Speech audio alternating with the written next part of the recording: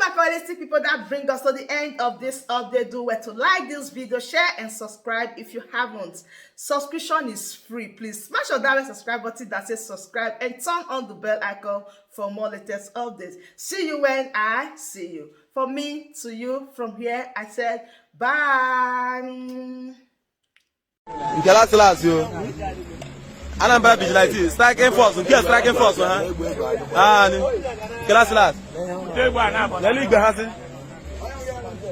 Striking force, striking force, Anambra, group 1 bedroom, that's the last you. Keep as well. Am I just reduce week? I can ballet. Igbe side bidon, how many idea you have about Wuzo? How many goes at it? Class you keep as well. Omega goes at the Bible. Never. I want to laugh. Striking force, like I like. I'm fighting here. Let them motor with the machine and apple. Machine and apple. I never hire goes in the Alila. Get patrol in a guy up patrol. Class you. Ibuku. Apa Ibuku? Maya Ibuku ni? This I go. I'm on them. Lala, I'm gonna go sad. One of them they teach you. That's the last. Okay, mob fighting here. Oh, Lala, striking force, strike force, huh? Call. My man goes sad. I have to go here. I have to go here. Good other never. How would I would to her like a last year? Keep Azo. Oh, my God, I got a gun number.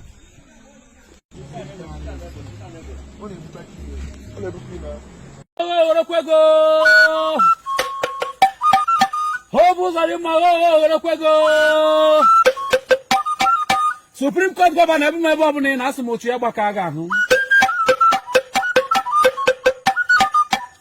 Ndaba mo afefe perikom wata to nangada nnya gere muntino no na mo kekwe obodo anga mati ndem mara jo na akoma gini kekwe akoma maka na emekwe kocha ma agba igbo muru nze mo zo weta nu ntu ni oje menyu kume no obodo agba egbo uko enti kesoro nuru ndaba nna ngwara m na ahụ eziokwu ekwu no obodo na egbu okenye na ya ka ọkụkọ na wesi na ya na ekwu ka ihe ji ha ya na ọkwa na ko ha nuru onu ya igbo muru nze mo zo na asu nunu nuru onu na Governor Hope Uzodimma agagwu memeri Imo steeti eze omekome eze ji ọbara akwa aka eze onye agwara m eze onye adịna m eze onye kwuo ọnwụọ eze na-egbu ndị ọ na-achị n'obodo ọ na-achị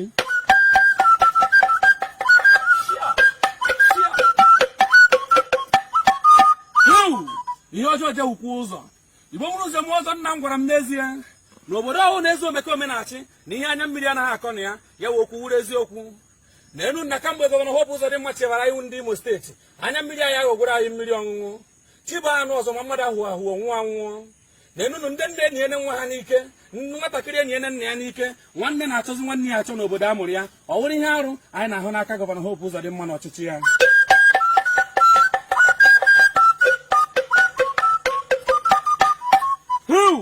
n'enu na igbo mụrụ ụzọ m ọzọ akwa arịrị egbuo m nna m si na onye ndị iro gbara okirikiri na-eche ndị ya nche mgbe oge niile mana ndị be anyị arịrị na-egbukwenụ m awụ ihe omekome na-eme n'obodo mana ọzọ n'ihi na nkịta egoro ọrụ nche ganataziri ta uwe dị ụlọ ya na ndị be asị abịa chekwaba ọ wụrụ ihe arụ n'enu na igbo nwere ụzọ m ọzọ na ntụtụ ndị ọrụ nche Governor Hope Uzodimma wedetara anyị ghọziri omekome nyere ndụ anyị akpọrọ nwa mmadụ egbuo n'ike bochie ya ọnụ n'ihi na onye nwụrụ anwụ anaghị ekwu okwu ọ wụrụ ka anyị si gbawara ajọ mmadụ gbakwuru ajọ mmụọ n'ọchịchị Hope Uzodimma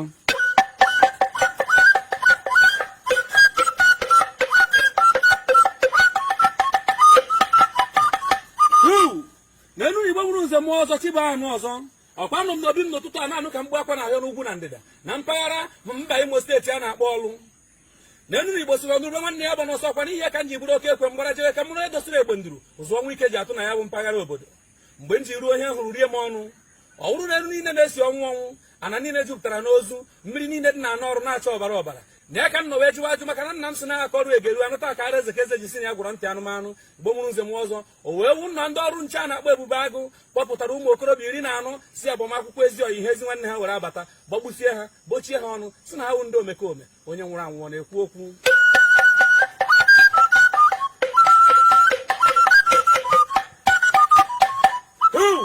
n'enu na igbo mụrụ nze m ọzọ nna m gwara m na eze ya bi n'ikpe n'otu ọnụ n'ọnụ n'otu ọnụ ọgba n'otu aka nna m na-agwa m na a na-enwe obodo enwe ọkwa ya ka m ji na-agazi ntị ka nnụ mgbe gọvanọ Hope ya ekwu na ya bụ ajọ ihe ajọka n'obodo ka ọ ya bụ okenye kpọọ arụ arụ gọvanọ Hope wee pụta na-ekwu n'ezie na ụmụazị a na ha bụ ndị omekome na ha metere ihe ọnwụ wee bekata arịrị cheta arịrị nne na akwa were amụta nwa na nwaanyị aga sị na ahụ nwa ka irie mmiri n'ụlọ akpọrọ nke a mụrụ amụ gbuo mee nne mụrụ nwa nwaanyị aga nsị gọvanọ Hope na-atụlekwa ma ọ dị mma.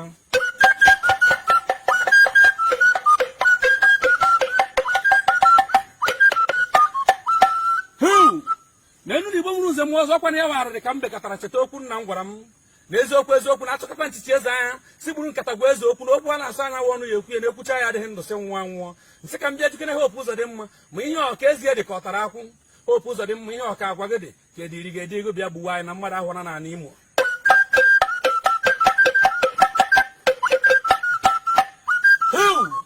gụchaa ntị gị gọvanọ Hope ụzọ dị mma na eziokwu nna m gwara m na agaghị ọnwụna zutere okpu eze n'ohi na echichi na-abịa n'isi ya wee okwu wee wuru eziokwu o done m anya na okpu echichi ya ndị Supreme Court nyere gị na ọgbọba ụgwọ gị n'isi kpatara na ịmazighị uru ndụ bara n'ala Igbo iji were ọbara na-akwa aka n'Imo steeti.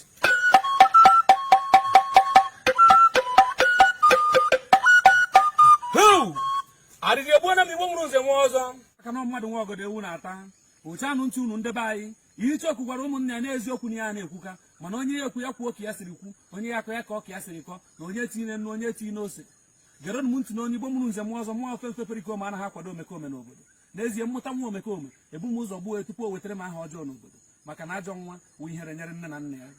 n'ezie Igbo mụrụ nze m ọzọ ụfọdụ na-agụkwa ndị omekome si na ya ha aṅụ mmiri tọwa iko na ụra ya ha agaghị n'anya na Imo steeti ụmụna wụ na ebe ha ga-ehi ụra nke ha na be ndị mmụọ mgbe ahụ ọ wụrụ ọnwụ. n'ezie ndebe anyị ghọcha anụ ntị unu nụrụ ọnụ m ihe na-agwa ndị ọrụ nche gọọmenti obodo Imo steeti ma ndị amị ndị polisi DSS ndị ebube atụrụ ka ọ wụ Ebubuagu amaghị m nke a kpọrọ ha akpọ ihe na-ekwu n'ezie wụ na agụ ji egbe eji eje ọgụ ya na-eruke n'anya n'ihu ọgụ tupu ọ na-akwa mgbọ ka mmadụ ghara igbu onye aka ya dị ọcha ekwere maka ihe oke mere n'ụlọ gbagbuo ngwere bi n'oge aja mgbe ahụ ọ wụrụ ihe arịrị na enu n'ezie ndị a na-egbuzi n'obodo anyị ọtụtụ n'ime ha aka ha dịkwa n'ọcha.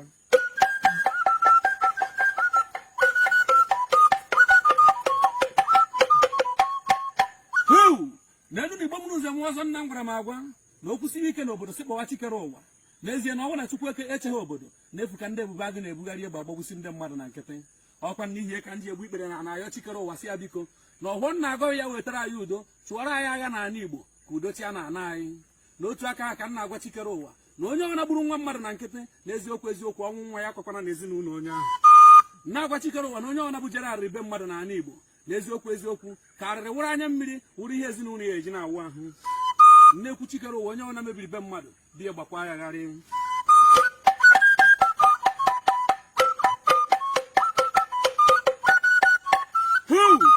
n'eziokwu ndebe anyị gụcha anụ ntị unu o doro m anya na ụwa nọ n'ime ya siri ike na obodo anyị bi na ya wụ obodo onye kwuo ọnwụọ onye na-anwụ ha anwụ ofuo efuo ma ndebe anyị ọhụụ na ogu m jiri nwoke Abakaliki na-eso mma n'isi ụlọ mụwụ na onye isi m na-awa aja ọ ga-eji nke ya were kwu iji udo were ọja ka iduru m n'ala.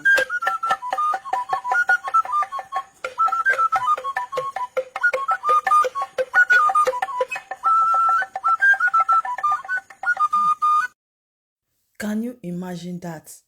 Just take a look and have a rethink. I wish these people, they were not caught in the act right now. What would they have said?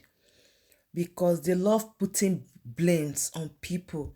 They will just shift the blame. But this moment that they were caught red-handed, let us wait and see what Soludo is going to say about it. You can see that they are just trying to hide the truth when the world is watching and seeing them. So my correalistic people, thank you once again for tuning in. Please share this video, let it go viral, okay? Thank you very much. Subscribe, like our video, and see you when I see you. From me to you, from here, bye.